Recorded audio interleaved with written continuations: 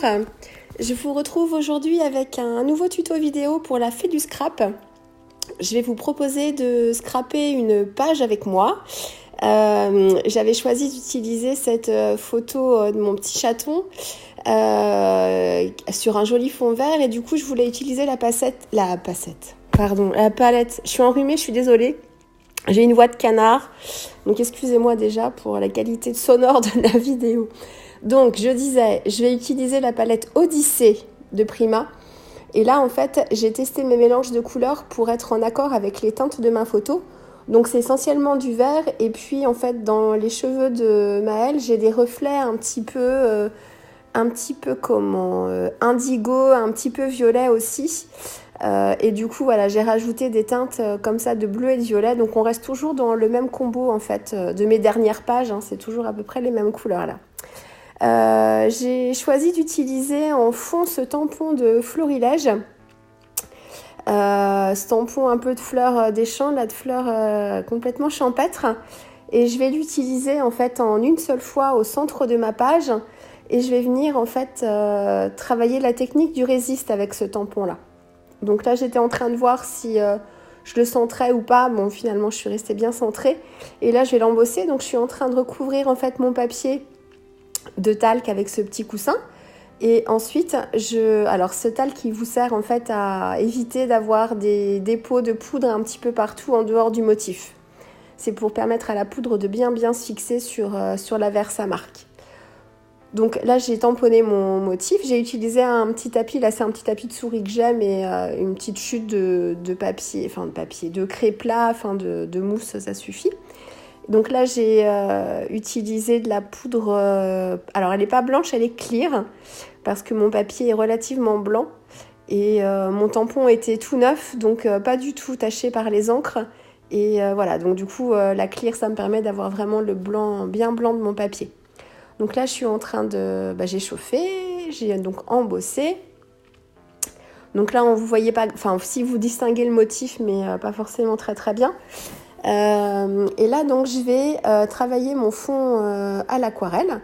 Donc, je reprends mes mélanges de couleurs et puis je vais en fait répartir les différentes couleurs sur un petit morceau de plastique que j'ai froissé avant. C'est toujours la même technique, hein, pour me permettre de commencer à faire une tâche et après je vais venir retravailler ma tâche au pinceau et ça me permet d'avoir une base en fait, de faire comme ça. Voilà, donc j'ai rajouté un tout petit peu d'eau en spray pour diluer un petit peu mes couleurs et voilà, et vous voyez en fait le motif du tampon qui apparaît, donc c'est la technique du résiste, hein. Ça permet de laisser en fait le motif de votre tampon alors blanc si vous avez choisi qu'il soit blanc, mais j'aurais pu embosser avec une autre couleur, mais là je voulais vraiment que le motif ressorte sur ma tâche. Donc voilà, donc là j'ai commencé à faire ma tâche donc avec mon papier plastique pour avoir une base et ensuite je vais revenir travailler. Là je continue encore un peu mes mélanges.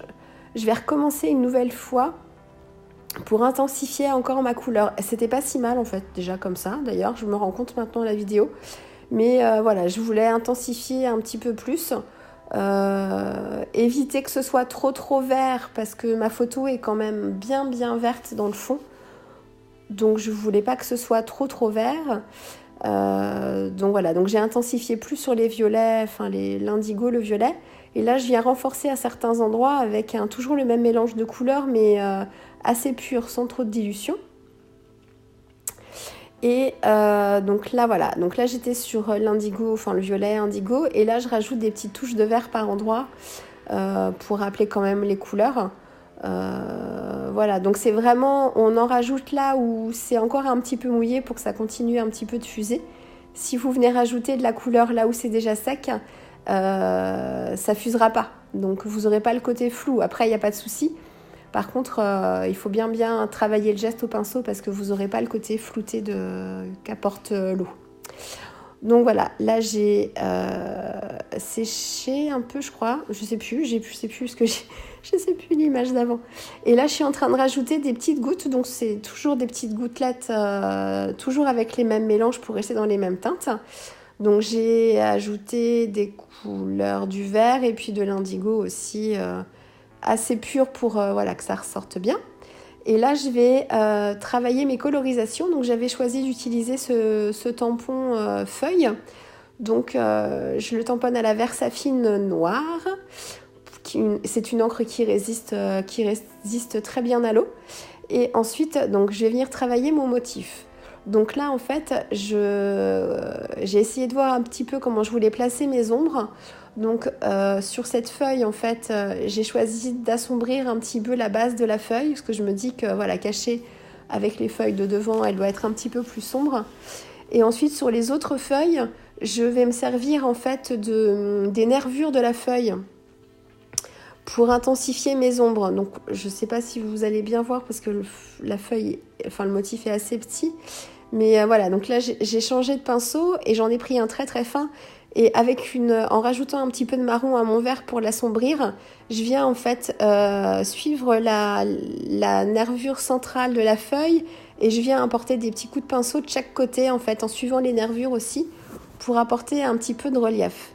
Donc ça fonctionne que si vous avez un pinceau très très fin, parce que si votre pinceau est trop gros, en fait, ça apportera trop de couleurs et vous n'aurez pas le côté nervuré, vous aurez un dégradé. Ce ne sera pas forcément moche, hein, mais ce ne sera pas le même effet. Moi, mon pinceau était fin, mais déjà, voilà, ça se diffusait quand même, ça s'élargissait quand même pas mal.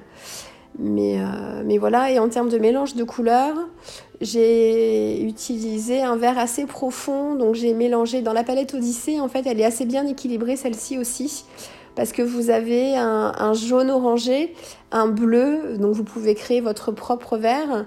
Vous avez aussi des nuances de rouge mélangées au bleu. Voilà, vous pouvez faire aussi vos violets ou votre indigo assez facilement. Donc elle est assez bien. Le jaune est un petit peu orangé, mais en fait j'ai réussi sans problème à faire le vert que je souhaitais. Donc voilà, c'est pas du tout un problème. Donc là voilà, je suis restée. Donc je fais la même chose sur la deuxième feuille. Donc je me suis faite la main sur la première et du coup voilà, je suis peut-être un petit peu plus précise, quoique pas forcément parce que c'est assez aléatoire tout ça. Mais voilà, là je m'attaque au deuxième motif. Et vous voyez, donc pour assombrir, c'est le même mélange. Par contre, je rajoute une petite pointe de marron. Donc c'est sur la palette, sur la rangée du haut, c'est l'avant-dernier à droite, celui que j'ai utilisé. C'est vraiment un marron. Il est foncé, mais bon, il est pas noir non plus. Hein. C'est un vrai marron. Donc là, j'ai détouré ma feuille et puis pour que ce soit plus sympa aussi, j'ai détouré à l'intérieur à l'aide de mon cutter de précision là, pour voilà que ça fasse vraiment un feuillage. Ça me gêne un peu moi quand j'ai des coupes, des tamponnages détourés et où on voit en fait le blanc du papier entre deux motifs. Enfin, je ne sais pas si vous voyez ce que je veux dire. Donc voilà, après c'est pas toujours évident de bien détourer. Je sais qu'il y a des pros du détourage avec le cutter de précision. Moi je l'utilise pas assez souvent, mais il faut que en fait c'est pareil, c'est de l'entraînement, donc faut se forcer à le faire un peu pour que le geste soit plus simple. Et puis là en fait là c'est vraiment le travail de montage. Donc j'ai sélectionné en fait j'ai une petite boîte où je mets toutes mes petites découpes. Voilà, je me fais un petit stock d'avance. Je me prépare quelquefois des colorisations, mais que je vais pas forcément, je n'utilise pas forcément tout pour un même projet, donc je les conserve. Et puis souvent ils trouvent leur place sur des projets, sur les projets suivants. Donc voilà, comme j'utilise, vous avez remarqué sûrement que j'utilise beaucoup de vert, donc voilà, et beaucoup de feuillage. Donc mes colorisations de feuillage en vert, il n'y a pas de souci pour les réutiliser ensuite. Et là, je suis en train de voir comment je vais construire ma page. Ma première idée, c'était de mettre la photo plutôt à droite et ensuite de titrer à gauche, du moins à la gauche du visage de mon fils. C'était ma première idée. Ensuite, je me suis dit, tiens, pourtant j'ai de l'espace à droite, ce serait peut-être mieux de créer mon titre à droite. Donc j'ai décalé.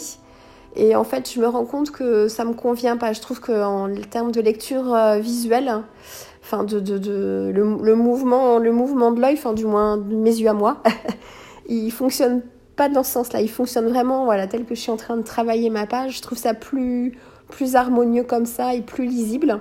Donc du coup, finalement, je suis revenue à ma première idée et j'ai fait le montage de mes embellissements dans ce sens-là. Ensuite, j'ai récupéré des petites étiquettes de la Fée du Scrap, c'est la collection Un air floral, parce qu'on est totalement dans les couleurs.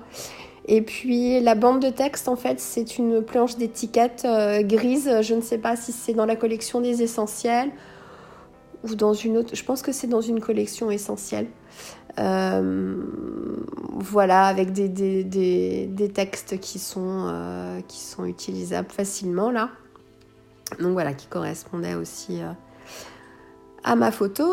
Et donc vous avez vu, j'ai placé mes deux petites feuilles. Donc elles ont trouvé leur place.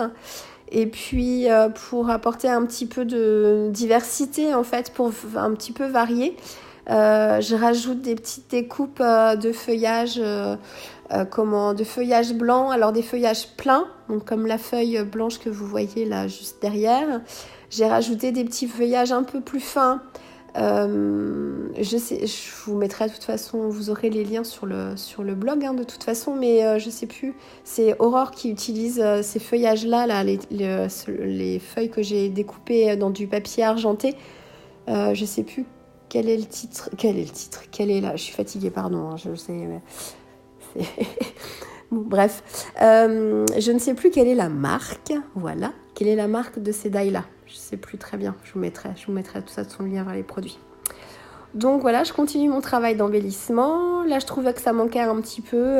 Voilà, ma photo, je voulais un petit peu la mater et rajouter quelques étiquettes. Donc j'ai rajouté une étiquette tamponnée de chez Florilège. Et là, en fait, j'ai fait une petite incision au niveau de mon tampon feuille. Là, j'ai juste coupé le long d'une feuille pour pouvoir insérer en fait un petit feuillage pour que ce soit moins strict, voilà, qu'il y ait un peu plus de mouvement et de superposition. Et puis là, j'avais un petit feuillage aussi, ça c'est de la Fée du Scrap, l'un des derniers tampons de la Fée, qui a un motif feuille tout fin comme ça, qui se rapproche un peu de la feuille Florilège, que je voulais aussi intégrer à ma page en complément, comme c'est voilà, dans le même style de feuille, mais qu'elle est plus petite. Donc je vais la mettre en haut finalement. Et là, je suis en train d'appliquer en fait du scotch monté sur mousse, enfin c'est de la mousse 3D, donc c'est de la mousse 3D en rouleau. Et voilà, je voulais en fait faire ressortir un petit peu mon montage photo étiquette. Donc voilà, je fais souvent ça. Et ensuite, avec l'épaisseur de mes différents embellissements, en fait, je viens consolider l'ensemble en mettant de la mousse 3D sur les feuilles qui sont un petit peu en déséquilibre pour que le tout se tienne bien. Et là, en fait, je fais souvent ça aussi. J'aime bien embellir les hauts de page ou bas de page pour équilibrer l'ensemble. Donc ça, je le fais. Je le sais pas forcément à l'avance. C'est vraiment en fonction de la tâche que j'obtiens. Voilà, c'est la tâche qui me donne mon point de départ sur mes mises en page. Et voilà, là, je trouvais que ça venait bien compléter. Ça venait souligner tout doucement en fait la page. Et puis je rajoute des petits feuillages. Donc là c'est le tampon de la Fée du Scrap là que j'ai colorisé. Et puis j'ai rajouté un petit feuillage blanc. Et là en fait j'agrafe juste l'ensemble comme ça. Et j'ai pas découpé mes étiquettes, vous avez vu au dos. Parce que je voulais vraiment que ça fasse que la finition soit plus sympa en fait en haut de ma page. Donc du coup voilà, j'ai juste replié derrière. Et puis je rajoute un petit feuillage argenté en plus. Et puis là j'avais une autre petite feuille, ça c'est un tampon Florilège aussi que j'avais colorisé pour une précédente réalisation que j'avais pas utilisée. Et du coup là je viens compléter, ça vient rajouter un petit motif coloré mais avec une forme de feuille différente. Et puis voilà, là je regarde si ça me convient bien. Et puis du coup j'avais quelques gouttes déjà de couleur. Là j'ai voulu adoucir un petit peu l'ensemble pour rappeler un peu quand même mon motif de fond là, cette fleur des champs blanche. Du coup j'utilise du gesso en fait dilué dans l'eau avec un pinceau et ça faisait très longtemps que j'avais pas utilisé ce mélange et du coup j'utilisais mon pinceau comme je le fais pour mes aquarelles. Alors l'aquarelle est beaucoup plus diluée alors que là le mélange il est un poil plus épais quand même. Et du coup, en fait, il faut vraiment frotter le pinceau sur le bord du petit godet là. Pour bien obtenir en fait les tâches que l'on souhaite. Donc le petit godet, j'ai acheté ça dans un magasin de beaux-arts. C'est des petits godets qui servent à faire des mélanges. Vous faites votre propre mélange de gesso et eau c'est souvent, ça apporte un bel effet. Voilà, c'est terminé pour cette vidéo. Je vous remercie de m'avoir suivi, puis je vous dis à une prochaine fois. Allez, au revoir.